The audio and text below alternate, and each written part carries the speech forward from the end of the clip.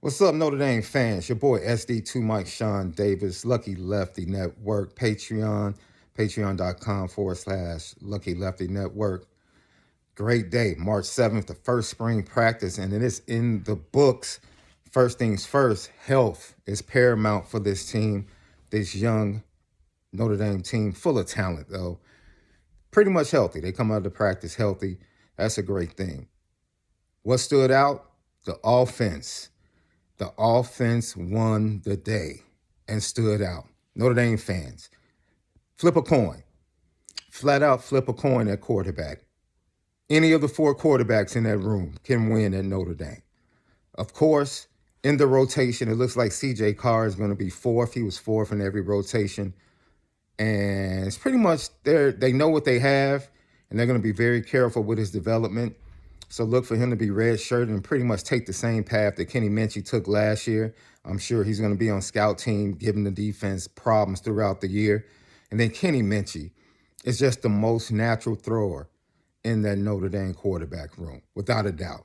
Quick release, ball comes out of his hand looking beautifully, and it's a very catchable ball. And then you have Riley Leonard, who looked really good.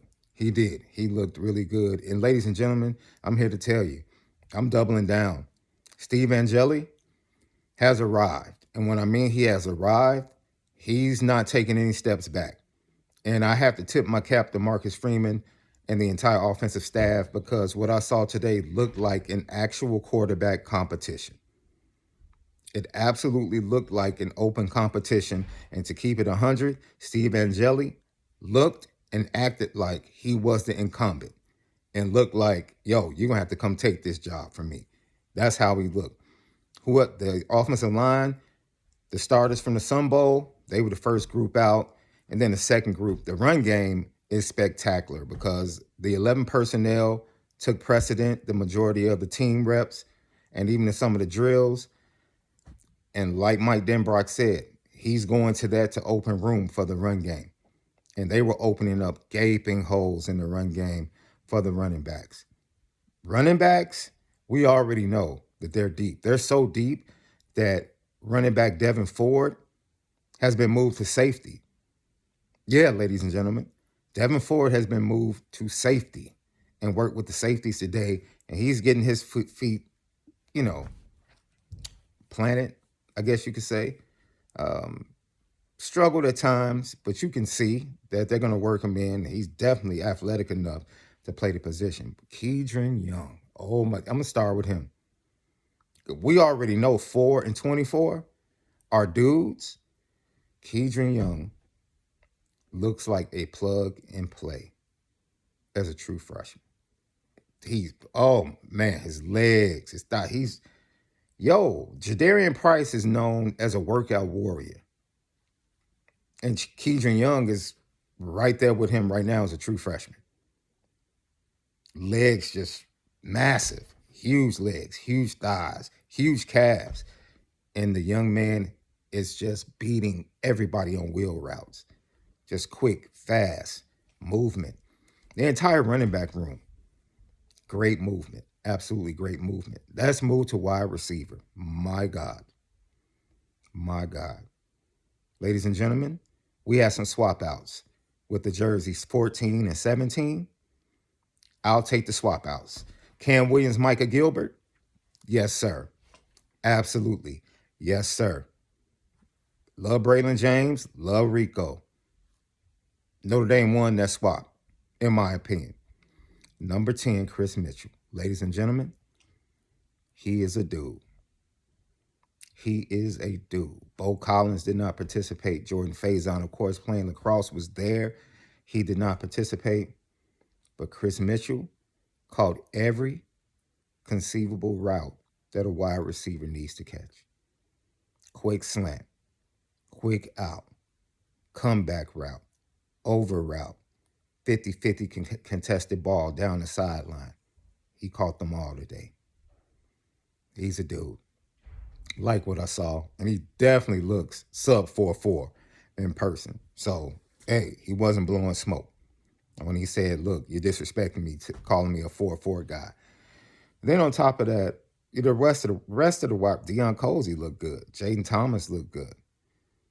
Who am I missing? The freshman Michael Gill, KK Smith, absolutely looked really good today.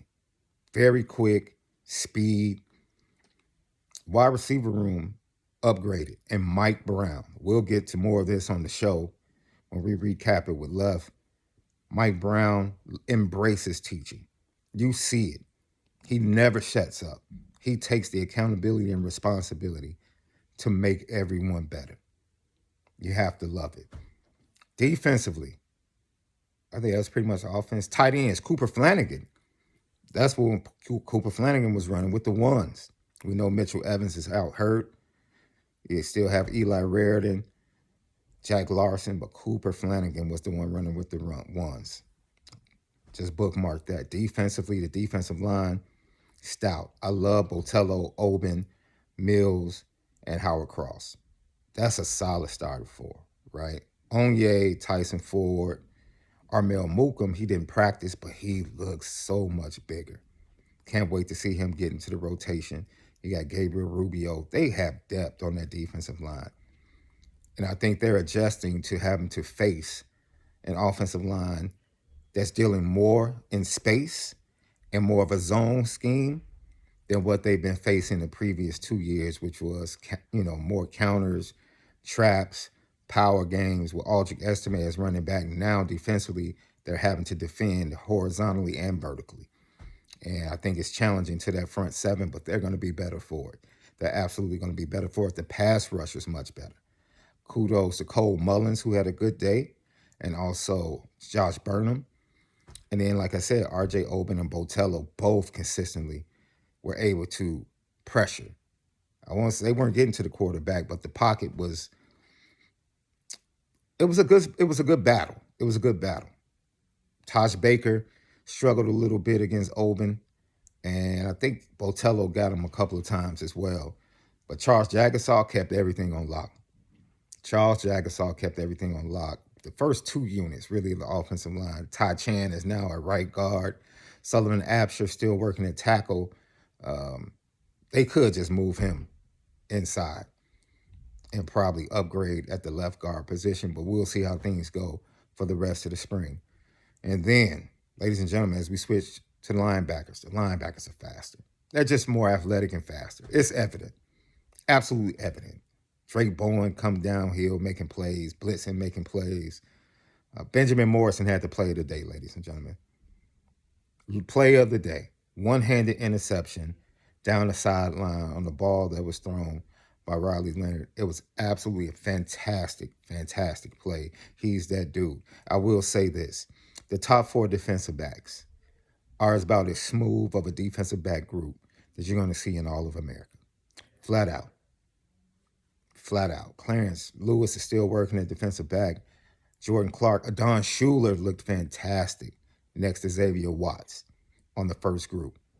During the first group, Micah Bell was working with the first and second group at nickel. Jordan Clark, he participated in the drills, didn't see him in the team action, but I don't think anything was wrong. He still had his helmet and everything. So, all in all, Mitch Jeter was 100% to start out, which is great, right? That gives you confidence, and that's his strong suit, accuracy. So we're gonna give you more on the report and dig into some things, and Left like some things that he heard, especially with the inside-outside zone stuff that Mike Denbrock is implementing and how it's going to help the pass game as well as the running game. But all in all, I would say the offense won the practice, but the defense is absolutely talented. The defensive backfield has been upgraded, definitely has been upgraded, and you have to love what you see up front. Because most people were worried about pass rush. We'll wait and see on that.